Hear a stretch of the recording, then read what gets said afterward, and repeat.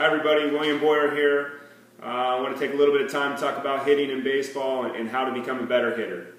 There's three major sides to hitting. There's obviously the physical, the mental, and the mechanical side of hitting. The physical side has a lot to do with just God-given talent and size and strength. It also has to do a little bit with eye-hand coordination and rhythm and timing.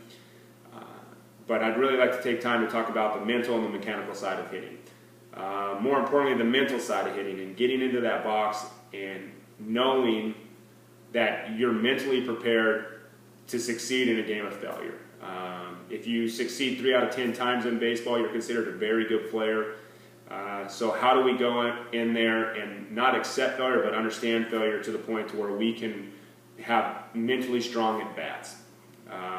Part of it is stepping in the box with an obtainable goal.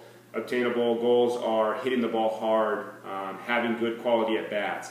If you walk in the box with the goal of getting a hit, it's not obtainable. You can hit a ball right on the screws and hit it head high, right at a shortstop or a second baseman, and they can make a great play. And if you consider that failure, you're not going to last very long in this game. It's just, you can't go out there and think about getting hits every time. It's got to be about having obtainable goals of hitting the ball hard. Another thing that we look for is patterns in pitchers. Pitchers are creatures of habit. They'll go out and they'll throw a lot of certain pitches in certain counts. If we can identify those patterns early, then we can go out and we can be aggressive hitters and confident hitters in certain counts. And somewhat guessing what he's going to throw in those counts, and it's not guessing, it's educated guessing. So going out and being able to find those ticks and tells and those patterns in those pitchers will absolutely help us become more confident hitters at the plate. And hopefully our goals will be able to be hit the ball hard on a pitch we're looking for and let the baseball gods take care of the rest. To talk a little bit about the mechanical side, there's a lot of different philosophies in hitting. There's everything from linear to rotational hitting, which I could go into and we could talk for a half hour on that. So what I try to do is try to take a linear side of hitting and a rotational side of hitting and combine it together. Linear meaning keeping the body very square to the plate, and rotational obviously rotating the body through. So I'm a big believer that the front half of the body creates the direction of the swing, and the back half of the body creates the power of the swing. So mechanically, there's a couple things that I believe are really, really important to becoming a better hitter. Number one, it is having a balanced, workable stance. Balanced and workable meaning athletic. And then within that balanced, workable stance, having rhythm within that stance. It's not always clear to the naked eye, but if you watch a baseball game on TV, most good hitters have a little bit of rhythm in their hip line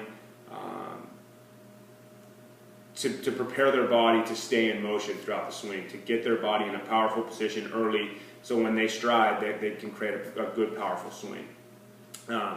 So balanced, workable stance with rhythm. Another major part of this is if at the front half of the body creates direction and the back half creates power, it's really important to stride in a direct line back towards the pitcher, but most importantly, striding towards the pitcher with a closed front foot. If we allow that front foot to open towards the pitcher, what happens is it allows the knee to lock out, allowing the front hip to lock out, rotating the body early and forcing your swings out and around the ball towards the shortstop side.